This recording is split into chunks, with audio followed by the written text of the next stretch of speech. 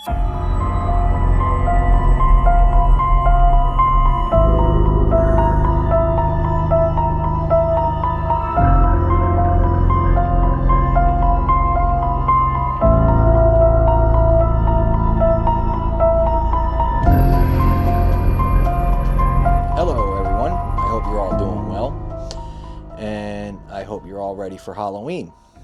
Halloween.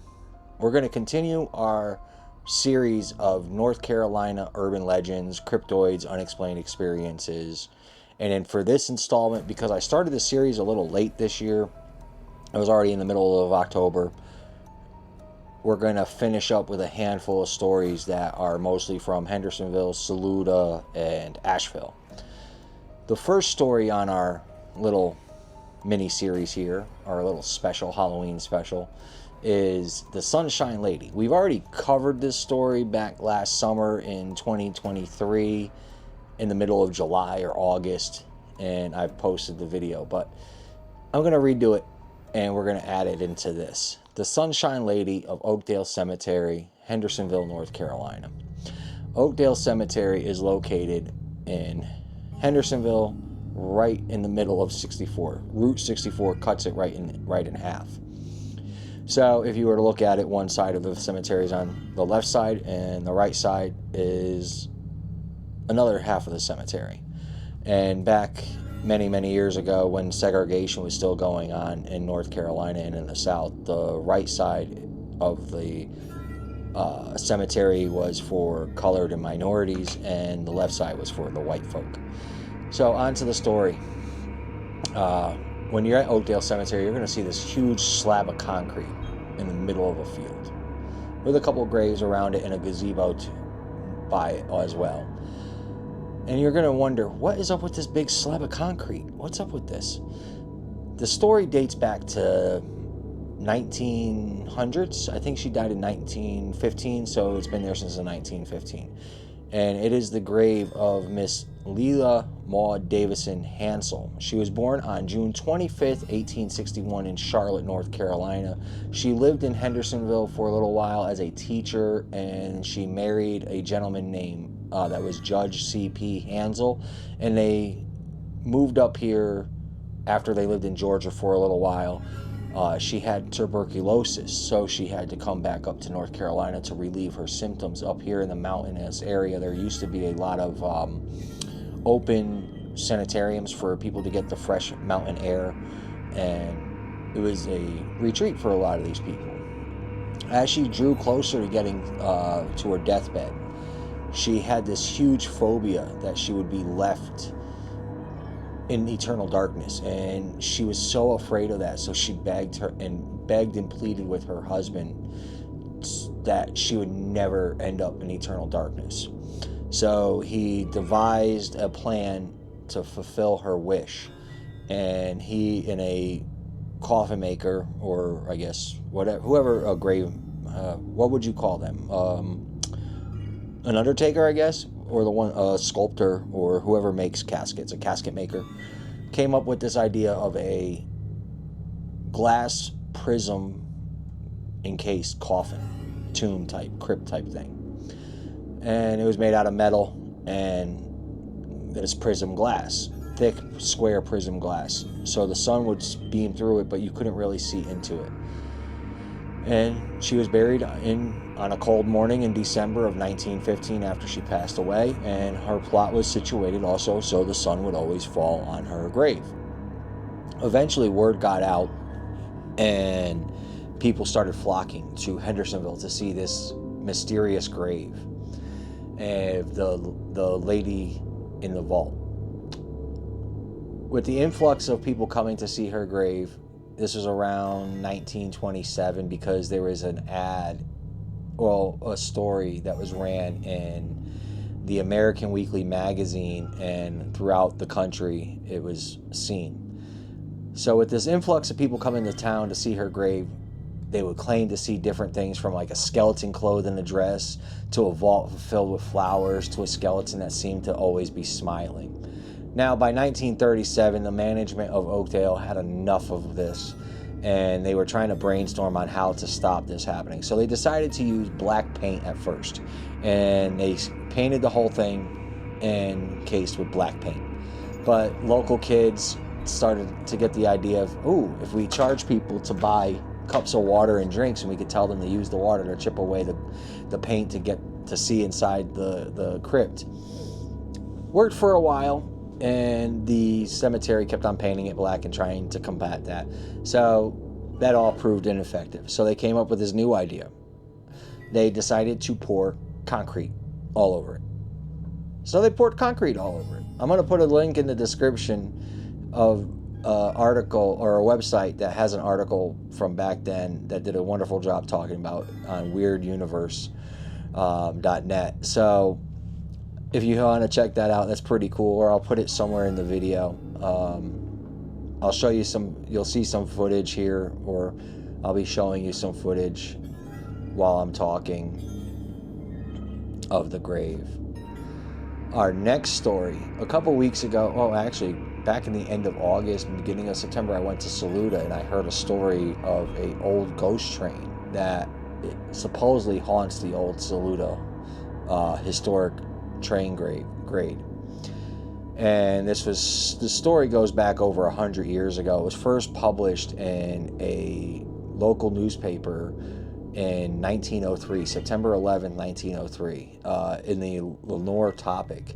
And the tale goes that this conductor, train worker, was working sand grade as a flagger to warn oncoming trains from hitting a rock slide that was down at the bottom of the track at this upcoming curve. Sand cut, sorry. It was sand cut is the stop.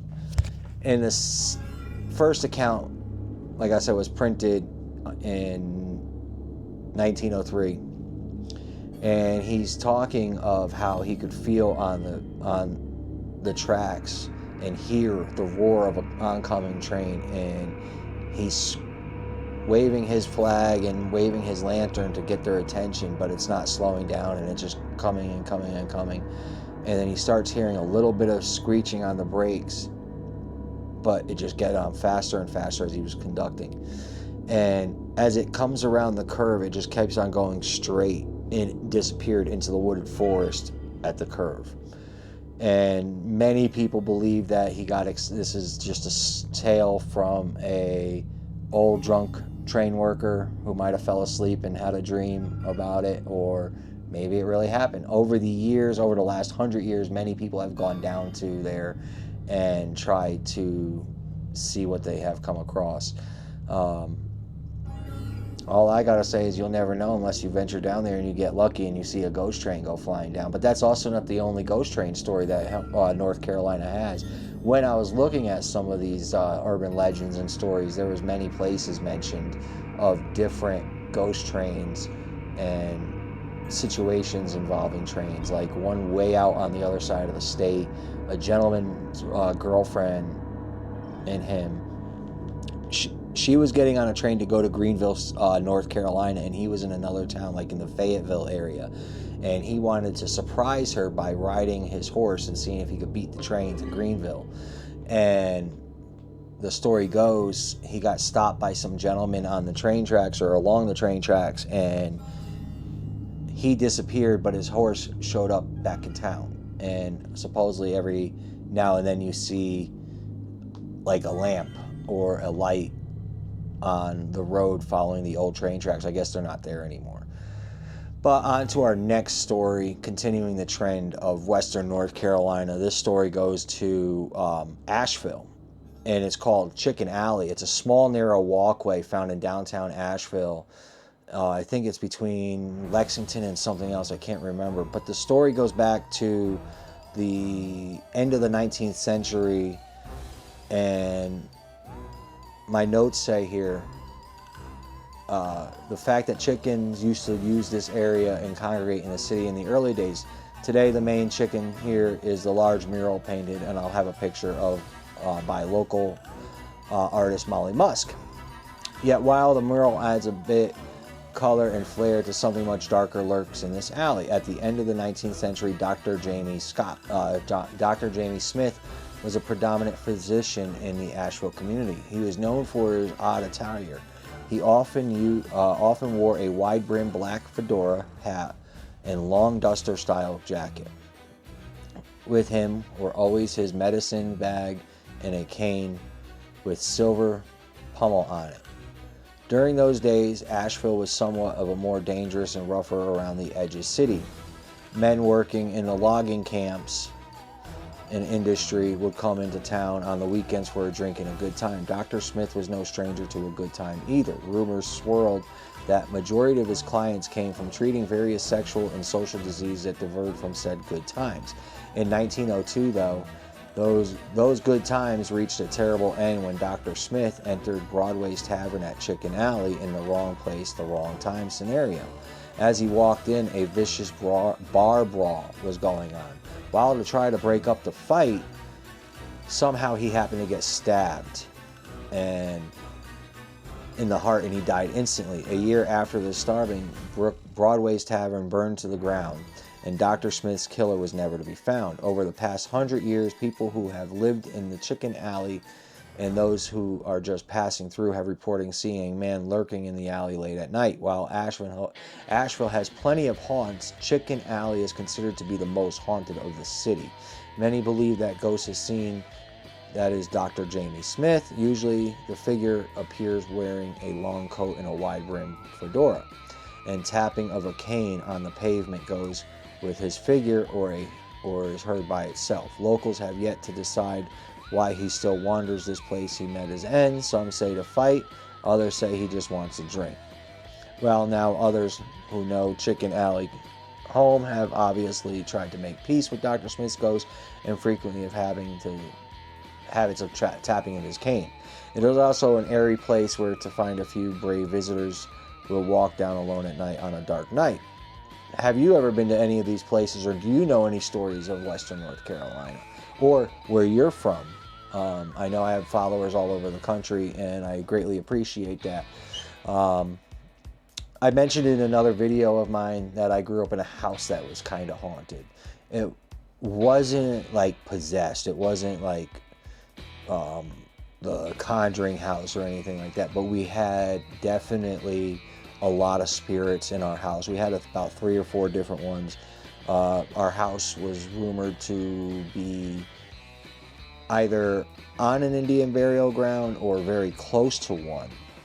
One of the things that would happen a lot would be like if the door would open all of a sudden, and we'd say, hey, close the door, and the door would close. Or, hey, can you open the door? The door would open. Another thing is the lights would go on and off. We would hear talking, footsteps. Some nights, though, it was a single family ranch house. I lived a lot of times in the basement in my late teens, early 20s. Growing up with my friends, we would always have sleepovers and parties and have a good time. But if we would ever go upstairs at night, there would be some moments where you'd get this really weird energy vibe, and you would rush into the bathroom, and then you would rush back downstairs. We've heard conversations and no one would be there. Things would move and disappear and then reappear in a different spot of the house. Like, we would know that we put something there, and we go back to find it a couple days later or later on in that day, and then it would be gone, and then we'd be in a different room and it'd be sitting right there. We did a bunch of Ouija board stories, sessions, some crazy shit, but a lot of times it was us kids fucking around. My brothers, I wish my brothers were here. I could have them tell you some stories. They used to play with the Ouija board a lot. What are some of your guys' experiences? Like, I'm trying to open up a Discord here. Maybe I should have done a live video for this instead. But what are your guys' plans for Halloween? We're going to be in Charlotte for the Cold War kids and doing that. I hope you all be safe in whatever you're doing. If you're going out to parties, please don't drink and drive. Be responsible. If you're taking your kids out, be safe. Check their candy and take your tax for it. Let's see what else. I know another story from Asheville, but it's supposedly nothing really scary. You just every now and then you see a shadow figure jumping off of a building, but that's supposedly what it is. I don't know if that's true. I've only saw that online on one website. I've never heard that in the time that I've lived here, except seeing it on a website. I appreciate everybody. Please like and subscribe. And I hope you all have a happy Halloween. I don't want to keep this much longer. We're about the 15 minute long mark of me talking, and me filling in would probably be about 20 minutes. I'll tell you another ghost story. The Hookman Cemetery in Seymour, Connecticut. There was a lot of crazy shit that would happen there. We would hear heavy footsteps, howls, growls. There was a night when we were leaving, there was a big ball of light that followed us all the way down. And no, it was not a car.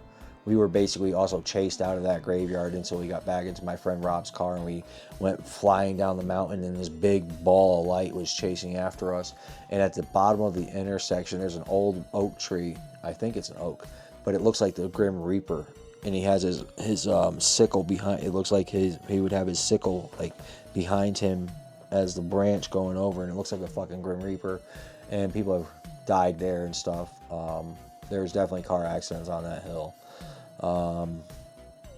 My good friend Danny and our friend Rob, I wasn't with them on this. They went to a cemetery in Ansonia, Connecticut, and they saw shadow figures chasing them, and the smell of roses and music playing, children laughter, and they were basically chased out of that cemetery in Ansonia. I wish I knew the name of that cemetery. Danny, if you're watching this, comment and verify what cemetery that is. But anyway, that's enough.